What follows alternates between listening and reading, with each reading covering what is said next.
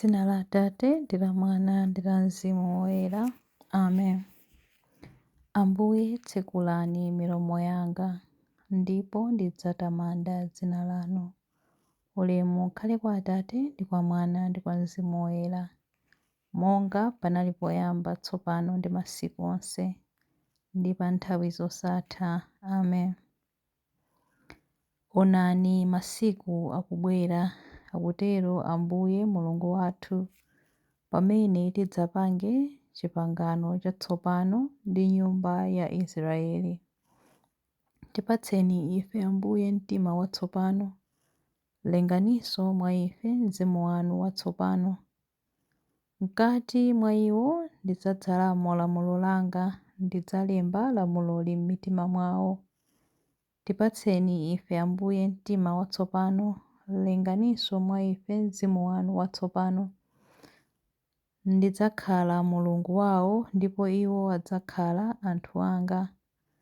Tipatseni ife Ambuye mtima watsopano, lenganinso mwa ife mzimu wanu watsopano. Pa zofowoka zawo ndidzawakhululukira, sindidzakumbukiranso machimo awo. Tipatseni ife Ambuye mtima watsopano, lenganinso mwa ife mzimu wanu watsopano. Chilimbi 1.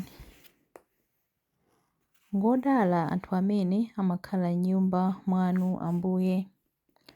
Malo amene mumakhalamo inu chauta wamphamvu zonse ndi okoma kwambiri. Mtima wanga ukulakalaka mpaka kukomoka, kufunitsitsa kuona mabwalo achauta. Inu Mulungu wamoyo, ndikukuyimbirani mwachimwemwe ndi mtima wanga wonse. Ngakhale timba amapeza malo okhalapo, nayenso namzeze amamanga chisa chake, mmene amagonekamo ana ake pafupi ndi maguwa anu. Inu chauta wamphamvu zonse, mfumu yanga ndi Mulungu wanga. Ngodala anthu amene amakhala m'nyumba mwanu namayimba nyimbo zotamanda inu nthawi zonse. Ngodala anthu amene mphamvu zawo nzochokera kwa inu, amene m'mitima mwawo amafunitsitsa kudzera m'misewu yopita ku Ziyoni. Akamadutsa chigwa cha Baka chopanda madzi, amachisandutsa malo akasupe. Mvula yachizimalupsa imachidzaza ndi zithaphwi, mphamvu zawo zimanka zichulukirachulukira. Mulungu wa milungu adzaoneka mu Ziyoni. Inu chauta Mulungu wamphamvu zonse, imvani pemphero langa. Tcherani khutu inu Mulungu wa Yakobe, inu Mulungu ndinu chishango changa. Yang'anani nkhope ya wozozedwa wanu. Kukhala tsiku limodzi m'mabwalo anu n'kwabwino kwambiri kupambana kukhala masiku ambiri kwina kulikonse. Nkadakonda kukhala pa khomo wa nyumba. Nakakonda kukhala wa pa khomo wa nyumba ya Mulungu wanga kupambana kukhala m'nyumba za anthu oyipa. Pakuti chauta ndiye dzuwa ndi chishango. Amatichitira chifundo ndi kutipatsa ulemu. Chauta sawa mana zabwino anthu oyera, oyenda molungama. Inu chauta wamphamvu zonse, ngodala munthu woyika chikhulupiriro chake pa inu. Ulemu ukhale kwa Atate ndi kwa Mwana ndi kwa Mzimu Woyera, monga panali poyamba tsopano ndi masiku onse, ndi pa nthawi zosatha. Amen. Ngodala anthu amene amakhala m'nyumba mwanu Ambuye. Chilimbi 2. Tiyeni tikwere phiri la Ambuye. Pa masiku akudzawa phiri la nyumba ya chauta adzalisandutsa lalitali, koposa mapiri ena onse. Lidzangoti choo pamwamba pa magomo onse. Mitundu yonse ya anthu idzathamangira ku phiri limenelo. Anthu a mitundu yambiri adzabwera ndipo adzanena kuti tiyeni tikwere ku phiri la chauta, ku nyumba ya Mulungu wa Yakobe. Iye adzatiphunzitsa njira zake, ndipo tidzayenda m'njira zakezo. Pakutitu ku Ziyoni kumene kudzafumira malangizo akewo, ku Yerusalemu kumene kudzachokera mawu a chauta. Iyeyo adzaweruza pakati pa mitundu ya anthu, adzathetsa kusamvetsa pakati pa mafuko ambiri. Anthuwo adzasula malupanga awo kuti akhale makasu, ndiponso mikondo yawo kuti ikhale mabwitika. mitundu ya anthu sidzasamuliranso malupanga, sidzaphunziranso zomenyana nkhondo. Inu zidzukulu za Yakobo, tiyeni tiyende mkuwala kwa chauta. Ulemu ukhale kwa Atate ndi kwa Mwana ndi kwa Mzimu Woyera, monga panali poyamba, tsopano ndi masiku onse ndi pa nthawi zosatha. Amen. Tiyeni tikwere phiri la Ambuye. Chilimbi 3. Imbirani Ambuye ndi kudalitsa dzina lawo. Imbirani chauta nyimbo yatsopano. Imbirani chauta anthu a m'dziko lonse lapansi. Imbirani chauta, tamandani dzina lake, lalikani za chipulumutso chake tsiku ndi tsiku. Lengezani za ulemerero wake kwa anthu a mitundu yonse. Simbani za ntchito zake zodabwitsa kwa anthu a m'mayiko onse. Chauta ngwangulu, ngoyenera kumtamanda kwambiri, ngoyenera kumuopa kupambana milungu yonse. Paja milungu yonse ya mitundu ina ya anthu ndi mafano chabe, koma chauta ndiye adalenga zakumwamba. Ulemu ndi ufumu zili pamaso pake. Mphamvu ndi kukongola zili m'nyumba mwake. Tamandani inu anthu a mitundu yonse, vomerezani kuti ulemerero ndi mphamvu zonse nzake. Tamandani ulemerero wa dzina la chauta. Bwerani ndi zopereka ndipo mulowe m'mabwalo a nyumba yake. Pembedzani chauta wa ulemerero ndi woyera. Njenjemerani pamaso pake inu anthu onse a pa dziko lapansi. Uzani mitundu ya anthu kuti chauta ndiye mfumu. Dziko lonse lidakhazikitsidwa molimba, silidzagwedezeka konse. Adzaweruza mitundu yonse ya anthu mwachilungamo. Zakumwamba zisangalale, zapansi pano zikondwere. Nyanja ikokome pamodzi ndi zonse zam'menemo. Minda zikondwe pamodzi ndi zonse zam'menemo.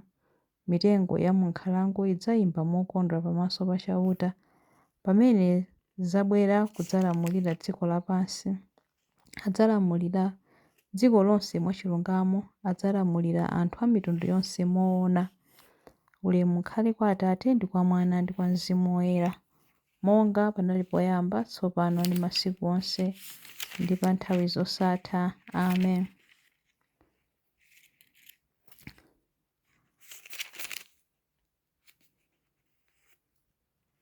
Imbirani Ambuye ndi kudalitsa dzina lawo. Mawu a Mulungu. Mawu akuchokera mu buku la Exodo 19 mpaka 6a.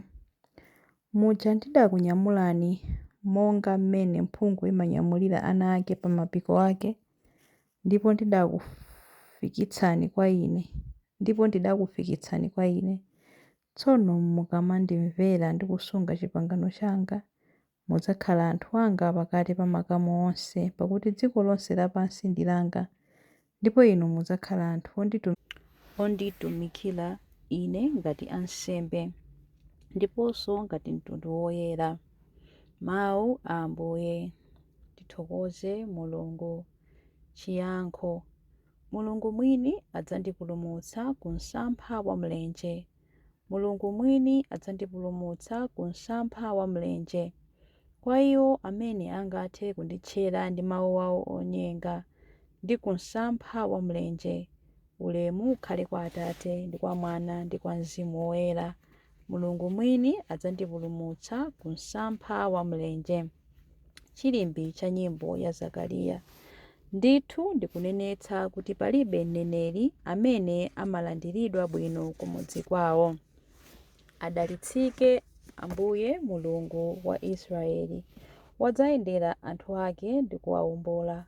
Watiukitsira ife mpulumutsi wamphamvu, nyumba ya Davide mtumiki wake, monga adalonjezera ndi milomo ya anthu oyera, iwo amene adali aneneri pa nthawi yakale. Mpulumutsi amene adzatimasula ife kwa adani athu, ku manja a onse amene amadana nafe. Choncho chikondi chake pa makolo athu chakwaniritsidwa, ndiponso pangano chake choyera chakumbukiridwa. Analumbira kwa Abrahamu atate athu kuti adzatilola ndi ufulu kumantha, ndi kupulumutsidwa m'manja mwa adani athu, kuti tithe kumutumikira iye nkuyera ndi mwachilungamo, masiku onse a moyo wathu pamaso pake. Kwa iwe mwana wang'ono udzayitanidwa mneneri wa Mulungu wamwambamwamba. Udzapita mtsogolo mwa Ambuye kuti ukakonze njira zake Iye asanabwere, kuti akadziwitse anthu ake za chipulumutso chawo kudzera mchikhululukiro cha machimo awo onse. Chikondi chokoma cha mtima wa Mulungu wathu, amene amatiyendera ngati m'bandakucha wakumwamba, adzapasa kuwala iwo amene ali mdima, iwo amene akukhala mu mthunzi wa imfa, ndi kutitsogolera ife m'njira ya mtendere. Ulemu ukhale kwa Atate ndi kwa Mwana ndi kwa Mzimu Woyera, monga panali poyamba, tsopano ndi masiku onse, ndi pa nthawi zosatha. Amen. Ndithu ndikunenetsa kuti palibe mneneri amene amalandiridwa bwino kumudzi kwawo. Mapemphero. Matamando kwa Yesu mpulumutsi wathu, ndi imfa yake watitsekulira njira ya chipulumutso. Tiyeni timpemphe. Ambuye, tsogolerani anthu anu kuyenda m'njira zanu. Mulungu wachifundo, mudatipatsa moyo watsopano kudzera mu ubatizo. Tikulitseni tsiku ndi tsiku m'chifanizo chanu. Ambuye, tsogolerani anthu anu kuyenda m'njira zanu. Kukoma mtima kwathu lero kuthe kubweretsa chimwemwe kwa onse amene akusowa thandizo. Pakuwathandiza tithe kukupezani. Ambuye, tsogolerani anthu anu kuyenda m'njira zanu. Tithandizeni kuchita chomwe chili chabwino, cholondola ndiponso choona pamaso panu, ndiponso kukufunani inu nthawi zonse ndi mitima yosagawikana. Ambuye, tsogolerani anthu anu kuyenda m'njira zanu. Tikhululukireni ife ku machimo olimbana ndi umodzi wa banja lanu. Tisandutseni amodzi mtima ndi mzimu. Ambuye, tsogolerani anthu anu kuyenda m'njira zanu. Ambuye, tsogolerani anthu anu kuyenda m'njira zanu pamene tikupemphera kuti: Atate athu muli kumwamba, dzina lanu liyeretsedwe, ufumu wanu udze, kufuna kwanu kuchitidwe, monga kumwamba choncho pansi pano. Mutipatse ife lero chakudya chathu cha lero. Mutikhululukire ife zochimwa zathu, monga ifenso takhululukira adani athu. Musatisiye ife m'chinyengo, koma mutipulumutse ife kwa zoyipa. Amen. Tipemphere. Mulungu mwini chifundo, wombolani mpingo wanu ku tchimo ndipo utetezeni ku zoyipa. Titsogolereni popeza popanda inu sitingathe kupulumutsidwa.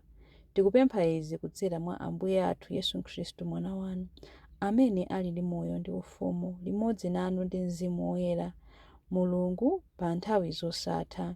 Amen. Ambuye atidalitse, atiteteze ife ku zoyipa zonse ndi kutifikitsa ku moyo wosatha. Amen. Dzina la Atate ndi la Mwana ndi la Mzimu Woyera. Amen.